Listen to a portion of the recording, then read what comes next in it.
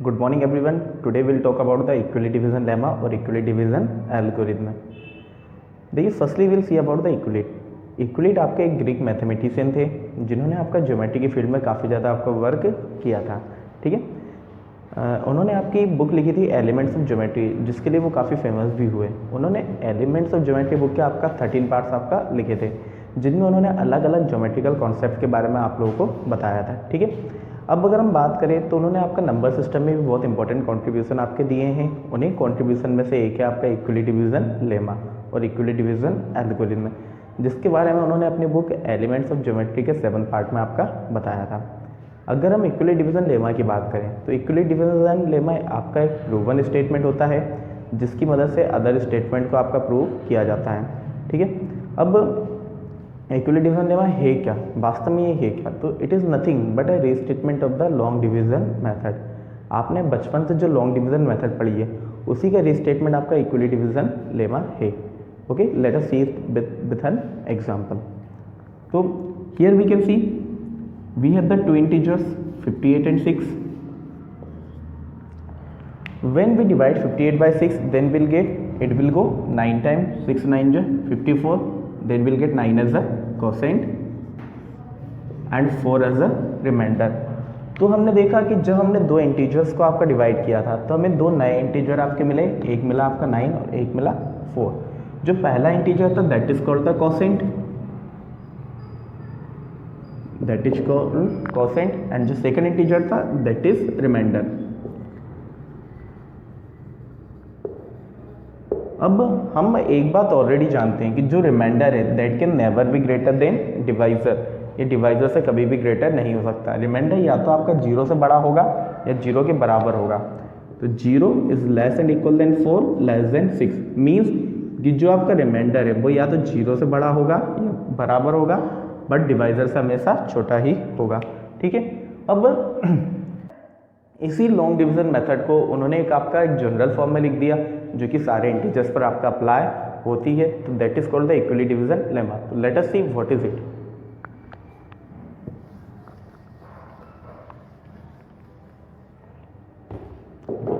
If we talk about equally division lemma, then for any two integer a and b, there exist two unique integer q and r such that a equal to bq plus r. ठीक है, where 0 less and equal than r less than b। अब इसके अगर हम बात करें तो ये स्टेटमेंट भी आपका कुछ जाना पहचाना सा आपका स्टेटमेंट है जो कि यहाँ से बनकर आया है। कहाँ से? देखिए, हम लोगों ने बचपन में आपका पढ़ा था dividend equal to divisor multiply by quotient plus remainder. तो देखिए यहाँ पर डिवाइडेंड के प्लेस पर आपका ए हो गया, डिवाइजर के प्लेस पर बी आ जाएगा, कोसेंट के प्लेस पर क्यू एंड रिमाइंडर के प्लेस पर आ जाएगा आपका आर। इसी स्टेटमेंट को आपका इक्विली डिवीजन लेमा कहा जाता है। Now let us see about the equally division algorithm. तो एल्गोरिथम वर्ड का आपका मीनिंग होता है कि सिस्टमेटिक वे में एक डिफाइंड वेल ऑर्डर में किसी भी कैलकुलेशन को, किसी भी क्वेश्चन को आपका सॉल्व करना। तो इक्विली डिवीजन एल्गोरिथम की अगर हम बात करें तो इक्विली डिवीजन एल्गोरिथम के अंदर हम इक्विली डिवीजन लेमा का यूज़ करके आपका क्वेश्चन के HCF वगैरह निकाल कर लाते हैं। ठीक है, तो अगर हम स्टेटमेंट की बात करें इक्विली डिवीजन एल्गोरिथम के, then the statement will be same. For any two integer a and b, there exist two unique integer q and r such that a equal to bq plus r। मतलब आपका जो lemma का statement था और जो equally division algorithm का statement है, statement आपका सेम ही है। एल्गोरिथम में क्या है आपकी इक्विली डिवीजन एल्गोरिथम में? That is an application of equally division lemma. तो जिसमें हम इक्विली डिवीजन लेमा का यूज करके HCF वगैरह निकाल कर लाते हैं। तो let us see one example of the equally division algorithm. Our first example is find the HCF of 210 and 55 using equally division algorithm। तो हम HCF आपका फाइंड करते हैं। तो हम लोग देखेंगे आपका कि जो भी ग्रेटर नंबर है उससे आपको अंदर लेना है 210 डिवाइडेड बाय 55। ठीक है, you can see the table of the 55 on the screen. 55 का टेबल इतने टाइम हमें रीड करना है 210 से आपका ज़्यादा ना हो। तो we'll see in 4 time we'll get 220 that is higher than 210, that's why it will go 3 time. 3 time में हमें क्या मिलता है आपका 165।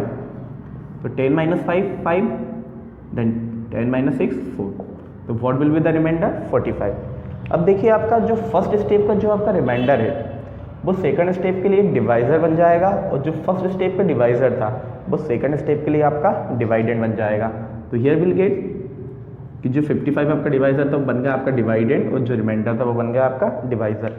तो we will read the table of 45, तो we will see in 2 time will get 90, that is higher than 55, that's why it will go only 1 time. 1 time में क्या आएगा हमारे पास 45, माइनस करते हैं 5 माइनस 5 0, 5 माइनस 4 10।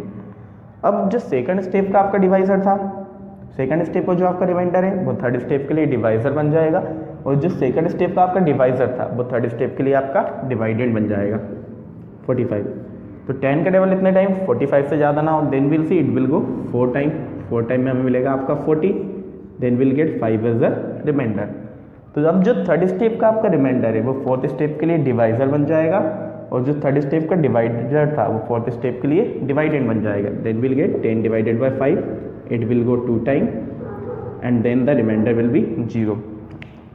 इस स्टेप को हमें जब तक दोहराते जाना है, जब तक रिपीट करते जाना है, तब तक कि हमें रिमाइंडर आपका 0 ना मिल जाए। जिस स्टेप में आपको रिमाइंडर 0 मिल गया उसी स्टेप का जो डिवाइज़र होता है that will be the HCF of the given question. तो यहाँ पर हम देखेंगे कि फोर्थ स्टेप का जो रिमाइंडर था 0 था, और फोर्थ स्टेप का डिवाइज़र आपका 5 था, that's why the HCF will be 5।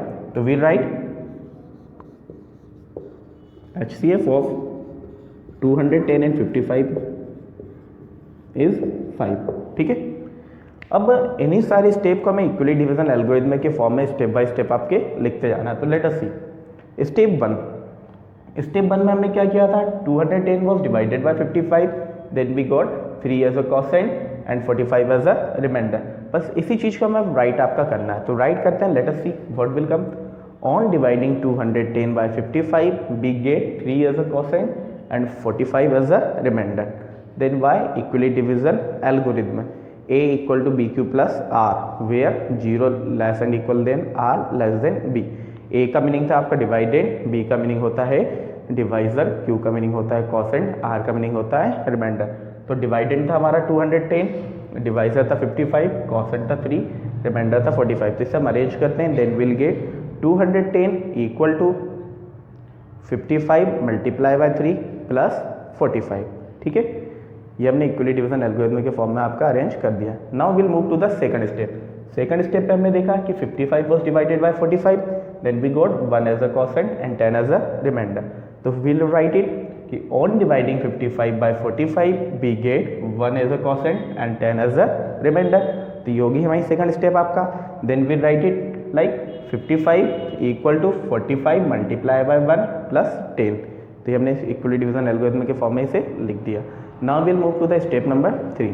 Step 3 में हमने क्या किया, on dividing 45 by 10 we get 4 as a quotient and 5 as a reminder. अब इसी को हम जब लिखेंगे तो क्या होगा आपका 45 will be equal to 10 multiply by 4 plus 5। ठीक है, then will move to the step 4। Step 4 में क्या था आपका 10 divided by 5, then we get 2 as a quotient and 0 as a remainder. तो जब हम राइट करेंगे then what will be write, on dividing 10 by 5 we get 2 as a quotient and 0 as a reminder. और equally division algorithm के form में ये हो जाएगा आपका 10 equal to 5 multiply by 2 plus 0। जिस स्टेप में आपका रिमाइंडर 0 आ जाता है वहाँ पर क्वेश्चन आपका एंड हो जाएगा। ठीक है, और then finally we will write the HCF of 210 and 55 is 5। Got it everyone? I hope you understand. Now let us see one more example of equally division algorithm. So we have a question, find the HCF of 243 and 75 by equally division algorithm. तो again will solve it, let us see. हमने जो बड़ा number अंदर लिखा आपका 243 will be divided by 75। तो देखिए we read the table of 75 का टेबल इतने टाइम रीड करना है 243 से आपका ज़्यादा ना हो। तो आप देखेंगे कि 4 टाइम में तो ऑलरेडी ज़्यादा हो चुका है, that's why it will go 3 time. Then in 3 time we will get 225, subtract करते हैं 13 माइनस 5 8, 3 माइनस 2 1। ठीक है, अब जो सेकंड स्टेप का आपका रिमाइंडर था वो जो फर्स्ट स्टेप का आपका रिमाइंडर था वो सेकंड स्टेप के लिए डिवाइजर बन जाएगा, और जो फर्स्ट स्टेप का डिवाइजर था वो सेकंड स्टेप के लिए डिवाइडेंड बन जाएगा। तो यहाँ पे आ गया आपका 75। 18 का टेबल इतने टाइम रीड करना, 75 से ज़्यादा ना हो। तो हम देखेंगे 5 टाइम में हमें 90 मिलता है जो कि आपका ज़्यादा है, that's why it will go 4 time.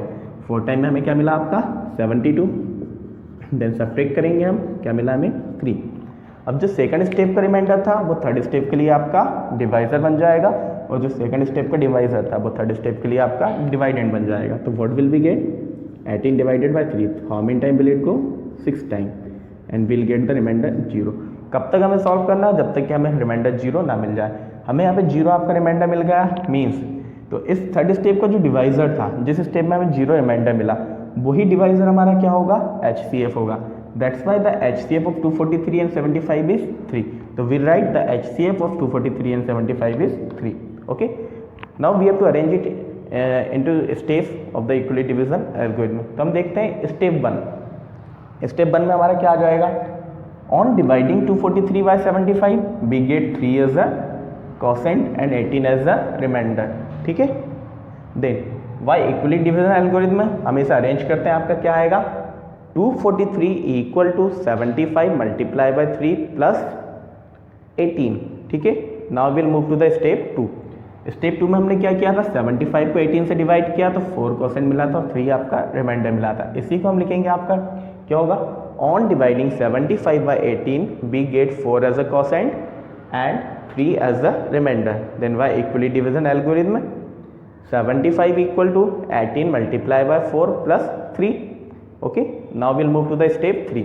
Step 3 में हमने क्या किया था, 18 divided by 3, then we get 6 as a quotient and 0 as a remainder. तो we write on dividing 18 by 3 we get 6 as a quotient and 0 as a remainder. Then again we write 18 equal to 3 multiply by 6 plus 0, और जिस step में आपका reminder 0 होगा वहाँ पर आपकी algorithm में एंड हो जाएगी, और उसी स्टेप का जो डिवाइजर रहेगा वो क्या बन जाएगा, आपका HCF बन जाएगा। तो लास्ट स्टेप का हमारा डिवाइजर था HCF, that's why the HCF of 243 and 75 is 3. Then I hope all of you understand about the equally division algorithm and how to find the HCF by the equally division algorithm. Thank you very much.